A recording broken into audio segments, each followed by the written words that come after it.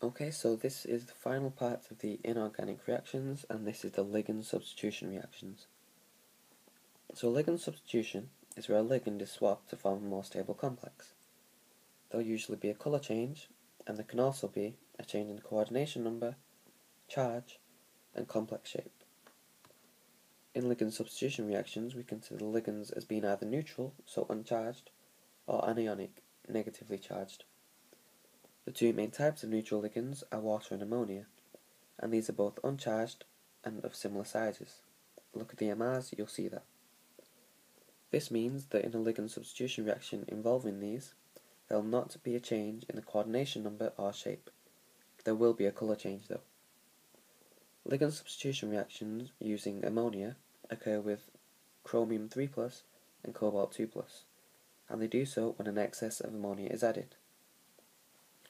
They also occur with copper 2 but in this instance we get a partial substitution, and the reason for this is because copper NH36 is not possible.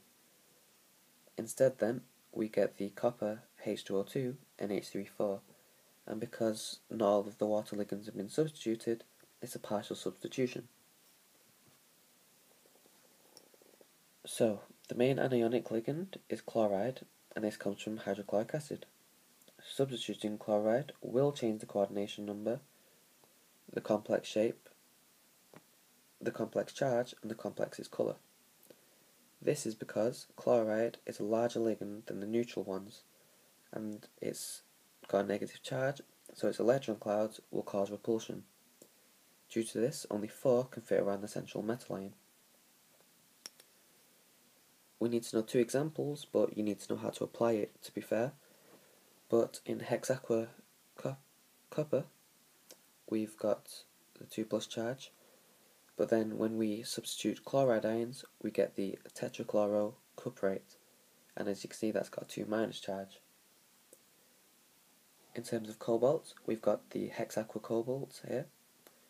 When you substitute the chloride ions, you get the tetrachlorocobalate.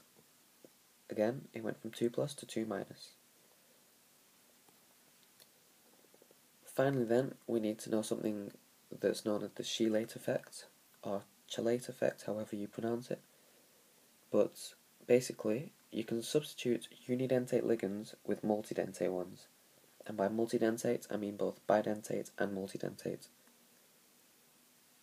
So an example is the hexaqua copper substituted with EDTA to form the CuEDTA, I don't know how to name that, plus 6 waters.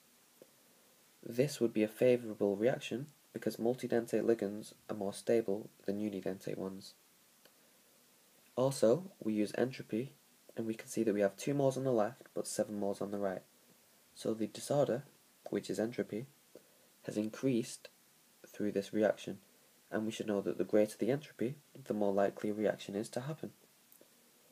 We can then test the feasibility using Gibbs free energy, and you should know the equation for this, but it's basically delta G equals delta S minus T delta H, and the enthalpy change is usually very small for ligand substitution reactions, and the reason for this is similar bonds are broken and formed. And as I said at the beginning, this is known as the chelate effect.